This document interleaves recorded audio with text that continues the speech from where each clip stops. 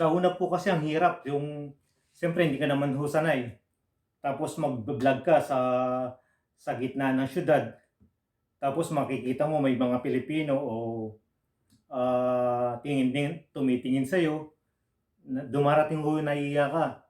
Pero para pong ano yan eh, parang sundalo sa unang sabak mo sa giyera. Shoutout po pala sa mga kasandaluhan natin at kapulisan. Panatili ng kapayapaan at katahimikan ng ating bansa. Saludo po ako sa inyo, mga kapatid natin mga sundalo. Yun na nga ho, kabalin. Nawalan tayo ng trabaho. Tulad ako, ano ang armas ko kung bakit ko nakayanan? Noon una ho, talagang hindi mo maiwasan, may kakantsaw sa'yo, minsan kaibigan pa. Pero siyempre ho, nasasaktan ka rin, pero wala ho talaga tayong magagawa, ganun ho talaga, meron pong kanya-kanyang paniniwala ang bawat isa sa atin.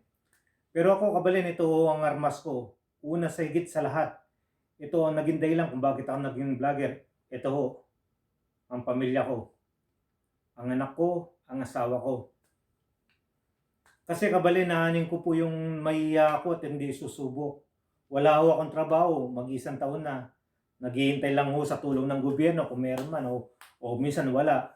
Minsan hindi nakakapagbayad ng mga kailangang bayarin o kailang nakagawa ho ng paraan. Ngayon naisip ko po mag-vlog. Nung una iniisip ko, kaya ko kaya. Maging asawa ko man, nag-aalangan pag nagbibideo ako, nagtatago siya eh. Sabi ko naman sa sarili ko, bakit hindi ko subukan? Kung kaya nga ni Mr. Arabas, ni Ka Farmer, ni Makimoto, o ni Japper Sniper, bakit hindi ko naman ho kakayanin? Nakapunta nga ho ako dito, nakapunta nga ho ako dito sa layo nito, sa dami kong napagdaanan. O bakit ko pa ngayon naaatras, samantalang nakita ko sa kanila ang pag-asenso nila sa buhay.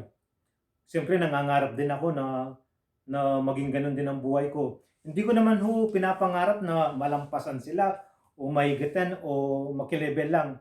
Kahit lang po sa bandang dulo nga, ika nga, masundan ko lang ho yung unang yapak nila. Kahit na napakalayo nila, masaya na ho ako. Importante, may pangbuhay ako sa pamilya ko. Hindi sa ngayon pa kabalin, sa ngayon kabalin, hindi naman kami talaga ganun kahirap dahil ganyan na nga ako, nakapagpundar po ako ng sasakyan ng bahay at saka lupa. Kaso hindi ho sumapat dahil nga hindi wala pang sino man ang nakapaghanda dito sa pandemic na ito. Bigla ka mawalan ng trabaho, biglang mawawalan ng yung programa mo, maguguluhan. Ngayon, kabalin, kaya nag-vlog po ako, umaasa ako kahit papano may mangyari, may darating na kabuhayan sa akin. Gaya ho ito ng pagtatanim. Last time ko pinakita ko yung garden ko. Gusto mo ng gulay pero hindi ka nagtatanim, kabalin. Ngayon, kabalin, kung gusto mo ng gulay, kailangan mo ng buto, kailangan mo ng lupa. Ngayon, kabalin, hindi porket nilagay mo yung buto sa lupa, hintayin mo na lang tumubo. Siyempre ho, aalagaan mo yan. Didiligan, o minsan kahit anong pag-aalaga mo, hindi talaga tutubo ang buto. Ang gagawin ho natin, magtatanim huli tayo hanggat may tumubo. Ngayon, kabalin, pag tumubo yun, kailangan pa rin alagaan. At pag lumaki na ho yun, hindi pa rin po natin alam kung magbubunga ng maayos. O maaaring paglaki niya may dilibyo, o meron sakuna, hangin, bagyo, nasayang lahat ng pinaghirapan.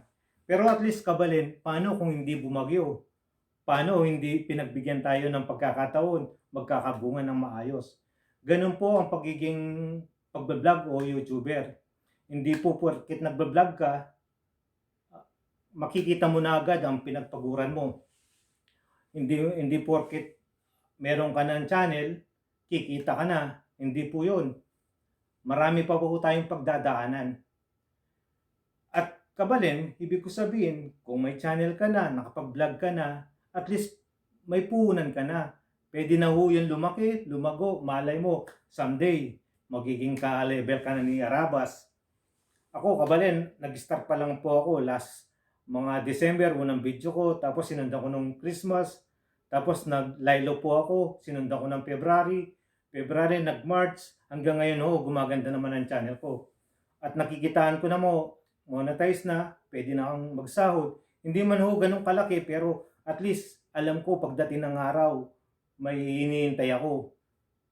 Konting tiyaga, konting pagsisipag, konting pag-aaral pa para mapalaki ang channel. Kaya sa inyo, aking mahal na kababayan, mahal na kapatid, ito seryoso na. Sabi ko kasi ng asawa ko, bakit seryoso ako? Bakit pag nag-vlog ako, seryoso ko? Ngayon, nakangiti ako. Ewan ko lang kung may maiinis o ano. Pero kabalin, ganito po talaga ang personality ko. Seryoso ko sa bandang dulo. Alam ko, mga kababayan, mga kapatid ko, alam ko ang pinagdadaanan nyo ngayon sa atin, lalo na sa Pilipinas o sa mga kapatid nating OFW na nawalan ng trabaho. Gaya ko, lalo na sa ating mga kapatid sa Pilipinas, nawalan ng trabaho, kulang ang suporta ng gobyerno dahil sa laki na ng gastos at pinagdaanan din niya, hindi mo masisisi. Alam ko, lalo na sa atin, ang daming pamilya, nagugutom, tapos naka-quarantine, tapos may lockdown pa. Alam ko ang nararamdaman nyo, kaya itong video ito ay para sa inyo. Sa pagbablog, kabalin, hindi namimili yan ng talino o hindi namimili ng kagalingan. Hindi mo kailangan maging cum laude, magna cum laude, valedictorian, salutatorian. Hindi kailangan ng BS accountancy o lahat-lahat. May damit ka man, wala kang damit, lasinggero ka man, tambay ka man, kaya mong gawin mag-vlog, kabalin. Sa pag-vlog, kabalin, isang cellphone lang, i-video mo ang sarili mo, gawin mo lahat para may manood sa'yo. Yun, kabalin, at least kahit paano may hinihintay kang sahod. At higit sa lahat, kabalin, pag gagawin mo ang pag-vlog, unahin mo sa lahat, itanim natin sa isip natin ang pamilya, kasi yan ang magpapalakas ng loob niya natin upang umasenso, upang magpursigi. At unang-una sa lahat, kabalin, huwag tayong makalimot sa poong may kapal. Gaano man tayo kagaling mag-vlog, gaano po kagaling tayo magsalita, gaano man po tayo kasipag, kung wala pong patnubay ang Panginoon, wala pong mangyayari sa ating kabalin. Ipanalangin natin lahat ng ginagawa natin umasenso, tulungan po sana tayo para mapagbigyan ng ating kahilingan. At ito, kabalin, ang sinasabi ko sa inyo, ang pagbablog ay hindi namimili. Walang vlog na perfect, kabalin. Walang vlog na nag-i-English ka lahat. Walang vlog na mali. Walang vlog na tama. Ang pagiging vlog, kabalin, ang pagiging vlogger ay magpakatotoo ka lang, kabalin.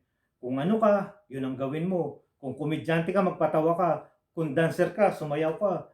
Kung mahilig ka sa TikTok, mag-TikTok ka. Kung mahilig ka sa taong ni Carla, ako kasi hindi ako marunong, kabalin. Tsaka naiya ako Gawin nyo kung ano na, kahit kumakain ka lang. Alam nyo, kabalin, pag sumikat ka na, katulad na sabi ni Japper Sniper, kahit kumakain ka lang ng mais, panonoorin ka Kaya yun lang ang payo ko, mga kabalin. Sa panahon ngayon, payong kaibigan, payong kapatid, payong kabalin. Sa panahon ngayon, kabalin, kailangan natin lumaban. Lalo na sa ating mga kababayan natin sa Pilipinas. Subukan nyo maging vlogger. Subukan nyo pong mag-video o mag-YouTuber. Wala naman mawawala. Meron pong daragdag. Kahit 1, 2 viewers lang po yan, hindi po napapanis yan. Lumalago, lumalaki, dumadami. Pag dami na yun, tandaan nyo natin na may hinihintay tayong sahod. Kabalin, special mention po para pa sa salamatan ko sa pagbuo ng aking channel. Unang-una po, salamat sa aking pamangkin na nasa Dubai, si RJ21. Ito po siya. Siya po ang tumulong sa akin para gumawa ng channel, gumawa ng mga kung paano mag mag-edit, lahat-lahat po siya po nagturo. Pangalawa po at higit sa lahat, nagpapasalamat po ako kay Arman Reyes Manalo. Ito po siya. Siya po ang tumulong sa akin upang ma-monetize lahat-lahat at ginagabayan po ako. Maraming salamat sa iyo, kapatid. Utang ko ang channel ko sa iyo at pagpalain ka sana ng po may kapal. At siyempre po kay pasasalamatan ko na rin po si Arson Lau na kumpare ko. Siya po ang unang nagsabi sa akin na ituloy ko kung saan ako masaya. Kaya natanggal medyo yung nagkaroon akong confidence sa sarili ko. Tapos sa mga kaibigan na mga Hipolito family, dito yung mga kaibigan ko sa Italia, Hipolito family, hindi ko na po kayo mawisa-isahan. Pero ang pasasalamat ko po ay malaki sa inyo, Hipolito family, Supsupon family, kay nila paring Macmac, Pichi, kay paring Biay, kina Maring Arlin, sina Mike, mga Rivera family, mga mga Castro family, sina parin Don Marby, parin June, Noing. Doon po ako lumapit nung nag-uumpisa po ako. At higit po sa tsaka po kinala sa mga Enriquez family, ni paring Elvin, at tsaka Jonah, Timila, at lalo na sa matali kong kaibigan, sina Tyron, sina Bal at saka Bea Rivera. Salamat sa inyo mga kaibigan. Kina Tyron, sa mga Ramos family, sa mga kay J. Miranda ho ng taga Dubai. Salamat din ho, siya nagturo sa akin paano magpukbang. Sino po ba? Sa inyo lahat, sa mga Rason family, lahat-lahat po na hindi ko po nabanggit kasi pinasasalamatan ko na lang ho, hindi ko kayo maisa-isahan. Kaya maraming salamat po. Again po, salamat kay RJ21 Vlog sa Qatar. Sa mga pamangkin ko, kay Ria Gorospe, siyang unang gumawa pala ng aking unang account. At siyempre po, lalong-lalo na kay Reyes Manalo, ito po siya. Salamat kapatid sa tulong mo. Hindi ko makakalimutan ang mga naitulong mo sa akin kapatid. Sana lagi mo pa rin ako suportahan upang lumaki at gumanda ang channel ko. Proud ako sa inyo. Maraming salamat sa inyo lahat.